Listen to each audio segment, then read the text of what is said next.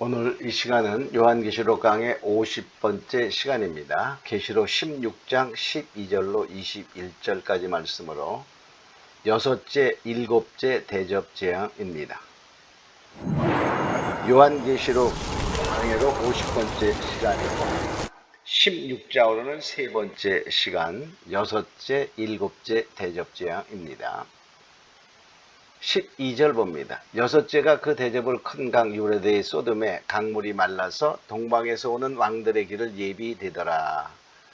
자, 이 말은 강물이 말랐다. 그런 말은 하나님의 은혜와 말씀이 없는 시대가 되었다. 그런 말입니다.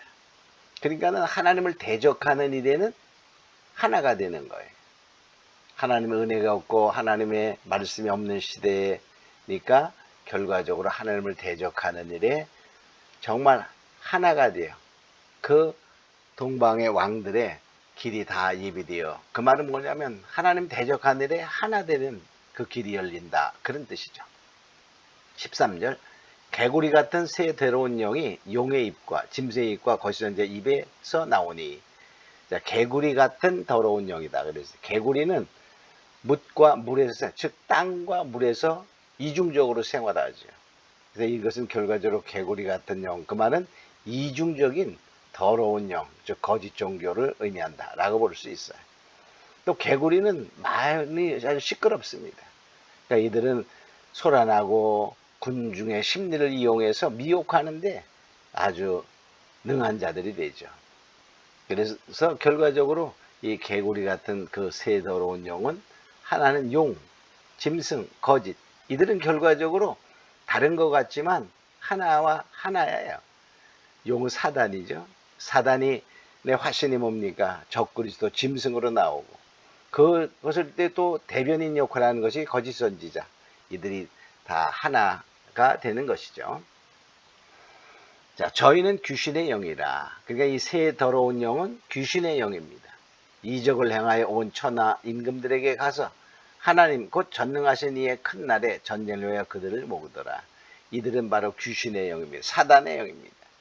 그러니까 결과적으로 이 하나님을 대적하는 일에 하나가 되기에 말씀이 없는 시대, 은혜가 없는 시대요. 이들은 하나님 되게 하나가 돼요. 그런데 뭐냐? 이적을 행한다 그랬어요.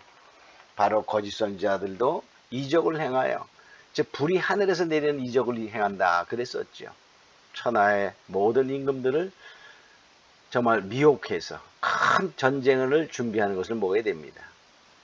자, 데살로니가 후서 2장 9절로 10절에도 보면 악한 자의 임함은 사단의 역사를 따라 표적과 거짓과 기적과 불의의 속임으로 멸망한 자들에게 임하리니.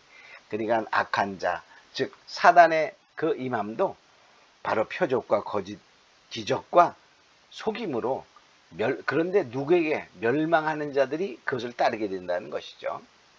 15절 봅니다. 보라, 내가 도적같이 오리니 누구든지 깨어 자기 옷을 지켜 벌거벗고 다니지 아니하며 자기의 부끄러움을 보이지 아니하는 자는 복이 있도다. 자, 주님은 도적같이 오신다라고 말씀할 수 있어요. 그러나 빛의 자녀들에게는 도적같이 오시지 않는다라고 말하고 있죠. 그러니까 깨어있는 자에게는 빛의 자녀, 즉 도적같이 않으셔요. 그래서 우리는 늘 성도입니까? 깨어있어야 됩니다. 자, 데살로니가전서 4장 5절에 보면 형제들아 너희는 어둠에 있지 아니하며 그날이 도적같이 너에게 임하지 못하리니 너희는 다 빛의 아들이요 낮의 아들이라. 우리가 밤이나 어둠에 속하지 아니하나니. 그러니까 빛의 아들이요 낮의 아들, 즉 어두움에 있지 아니하는 믿음의 형제들에게는 도적같이 오지 아니하신다라고 말하고 있어요. 새 영, 즉 아까 새 더러운 영이죠.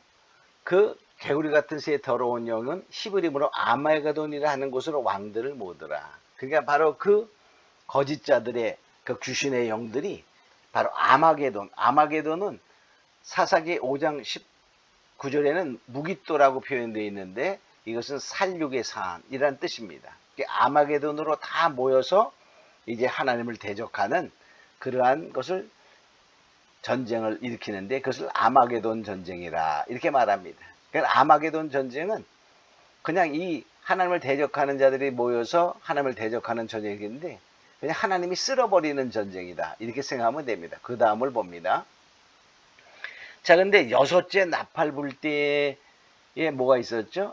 네 천사가 바람을 잡아서 놓아줘서 2억의 군대가 동원되는, 계시록 9장 13절 21절에 보면 유브라데 강가에 매여 있던 네 천사를 놓아주어 2억의 군대가 동원되고 바로 사람들 3분의 1을 죽이는 전쟁이 일어나는 실제적인 전쟁, 우리가 3차 대전 핵전쟁이다 이렇게 표현하게 되죠. 이 결과로 나타나는 것이 일곱 대접 재앙입니다. 그러니까 나팔 재앙에서 첫 번째부터 다섯 번째는 영적인 부분이 강하고, 여섯째 나팔의 실제적인 그러한 불로 사르는 전쟁, 핵전쟁 3차 대전을 통하여 그 결과로 일곱 대접 대항이 내려서 완전히 이제 멸하는 시대가 되는 것이다 이렇게 볼 수 있어요. 17절, 일곱째가 그 대접을 공기 가운데 쏟음에 큰 음성이 성전에서 보좌부터 나서 가로되 되었다 하니.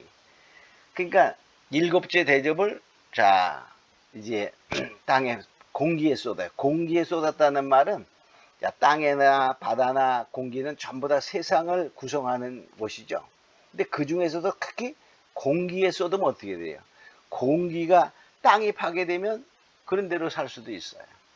바다가 파괴돼도. 그러나 공기가 완전히 파괴돼서 공기가 완전히 우리가 쓸 수 없는, 마실 수 없는 공기가 된다면 사람들은 다 몇 분 내로 다 죽게 되죠. 이제 공기에 쏟았다. 그런 말은 완전한 세상을 심판하는 것입니다. 큰 음성이 성전에서 보여서 나서 가로되 되었다. 이제 되었다. 그러면 하나님의 모든 것이 이루었다. 그런 말.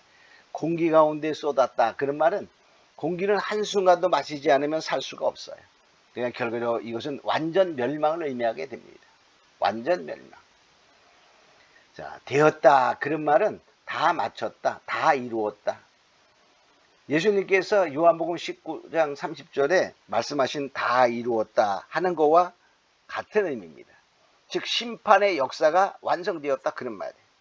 자, 요한복음 19장 30절에 보면 예수께서 신포도주를 받으신 후에 가라사대 다 이루었다 하시고 머리를 숙이시고 영원히 돌아가시니라. 즉 하나님의 구원 계획의 역사를 다 십자가의 죽으심으로 말미암아 이루었던 것처럼 여기서는 하나님의 심판이 완전히 다 이루었다 하는 것입니다. 자, 그러니까 결과적으로 뭐냐면 이것은 하나님의 심판이 다 이제 계획대로 이루어지는 것을 말하죠. 18절 봅니다. 번개와 음성과 내성이 있고 큰 지진이 있어 어찌 큰지 사람이 땅에 있으므로 이 같은 큰 지진이 없었더라. 그러니까 이것은 결과적으로 뭐냐면 세상이 완전히 개벽되는 그런 천지개벽의 변동이다 이 말이에요. 베드로후서 3장 7절에 보면 이제 하늘과 땅은 그 동일한 말씀으로 불사르게 하여 간수한 바 되어 그랬어요. 자, 마지막 때까지 간수했어. 결국에 베드로후서에 불사르게 하여 마지막 심판은 불심판이다. 3차 대전은 정말 핵전쟁이요 불심판이다. 그런데 이제 그 후에도 나중에 뭐냐, 그 망가진 지구를 그대로 우리가 하나님이 할 수 없어. 그래서 완전히 바꾸는 것입니다. 그래서 베드로후서 3장 12절로 13절에 보면 이렇게 말씀하고 있죠. 하나님의 날이 임하기를 바라보고 간절히 사모하라. 그 날이 하늘이 불에 타서 풀어지고 체질이 뜨거운 물에 녹아지려니와 우리는 그의 약속하신 대로 의에 거하는 새 하늘과 새 땅을 바라보다. 이게 완전히 천지가 개벽되어서 새 하늘과 새 땅이 이루어지는 그러한 큰 지진이다 이렇게 말할 수 있어요. 그러니까 여기 18절에 나타나는 이 지진은 이 같은 지진이 없었다. 그러면 계시록 6장 12절과 11장 13절에 나오는 지진들은 다 부분적인 지진입니다. 그러니까 지금 여기에 나오는 큰 지진은 완전히 천지가 개벽되는 새 하늘과 새 땅을 이루는 그러한 일을 하셔서 하나님은 새 하늘과 새 땅에서 바로 천년왕국을 이루시는 것이 되죠. 19절로 20절에 보면 큰 성이 세 갈래로 갈라지며 큰 성이 바로 바벨론 큰 성 세상이죠. 갈라지고 큰 성 바벨론이 그랬어요. 그 맹렬한 진노의 포도주잔을 받으며 각 섬도 없고 산악도 간데 없다. 그러니까 완전히 이 세상도 없어지고 또 하나님의 진노의 그 포도주잔 하나님의 진노의 심판 대접재앙으로 이 세상이 바뀌는 거예요. 이 섬도 각섬도 없어지고 산악도 가는. 그러니까 세상에 바로 체질이 바뀌어. 원소가 바뀌어. 그러니까 바로 새하늘과 새 땅. 지금 있는 땅과 바다와 하늘이 아닌 새하늘과 새 땅으로 바뀐다는 것입니다. 그래서 이 아마게돈 전쟁은 그냥 세상을 완전히 멸하는 하나님의 심판이지 뭐 사단이 하나님과 대적해요 싸우는 그런 전쟁이 아니라 하나님이 한 군데 다 바로 살육의 산에 모아놓고 그리고 완전히 하나님이 멸하는 심판이 바로 아마게돈 전쟁이다. 이렇게 볼 수 있어요. 21절에 보면 중수가 한 달란트나 되는 큰 우박이 하늘로부터 사람들에게 내림에 한 달란트는 약 32kg쯤 됩니다. 그러니까 그런 우박이 엄청난 우박이 하늘에서 내려. 그러니까 결과적으로 하늘에 큰 얼음 덩어리가 바로 내려오는 그러한 것. 사람이 그 박재, 즉 우박의 재앙으로 인하여 하나님을 회방하니 이 재앙이 심히 큽니다. 그러니까 이들은 바로 하나님을 회방, 하나님의 은혜가 오고 심판의 그 시간에 있기 때문에 바로 하나님을 회방합니다. 그리고 이들은 완전히 멸망의 바로 자식들이와 하나님의 진노의 잔을 마시게 되는 것이죠. 욥기서 38장 22절, 23절에 보면 하나님이 전쟁으로 예비하신 우박 창고가 있다 그랬어요. 욥기서 38장 22절에 내가 눈 곳간에 들어갔었느냐 우박 창고를 보았느냐 내가 환난 때와 전쟁과 격투에 나여 이것들을 저축하였노라. 그러니까 하나님은 바로 전쟁에 능하신 하나님, 바로 하나님의 심판하실 때 그 앞에 누구도 바로 대항할 수 없고 살아남을 수가 없습니다. 그러나 그때에 바로 하나님께 속한 자들은 어떻게 되냐면요, 보호받는 그러한 모습이 여기 이사야 34장 32장 18절에 나오고 또 19장에는 결과적으로 많은 그 우박이 심할 것을 말하는 거예요. 이사야 32장 18절 19절 내 백성이 화평한 집과 안전한 거처와 조용히 쉬는 곳에 있으려니와. 그러니까 이런 심판 때에 하나님은 하나님의 백성은 안전한 거처, 조용히 쉬는 곳에 있어. 그 말이죠. 그 살림은 우박에 상하고 성읍은 파괴되리라. 그러니까 하나님 성읍이 파괴되는 그때에도, 세상이 파괴되는 그때에도 하나님의 백성을 하나님이 안전한 곳에 보호하신다 하고 말하고 있습니다. 자, 이런 것을 통하여 바로 일곱 대접을 통하여 하나님은 하나님의 그 비밀을 계시록 10장 7절에 있는 말씀을 이루시는 거예요. 자, 이 모든 것으로 계시록 10장 7절에 보면 일곱째 나팔 불 때 하나님의 비밀이 이루어진다 하는 것이 성취된 것입니다. 계시록 10장 7절에 보면 일곱째 천사가 소리내는 날 그 나팔을 불게 될 때 하나님의 비밀이 그 종 선지자들에게 전하신 바와 같이 이루리라. 이 봐서 비밀적인 마지막 때의 비밀이 복음에 쓰여진 대로, 즉 말씀에 쓰여진 대로 선지자들이 전한 것처럼 이루어진다.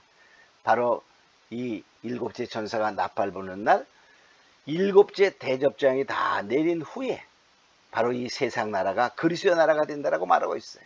계시록 11장 15절에 보면 일곱째 천사가 나팔을 불매 하늘에서 큰 음성이 나서 가로되 세상 나라가 우리 주와 그리스도의 나라가 되어 그가 세세토록 왕노하시로다.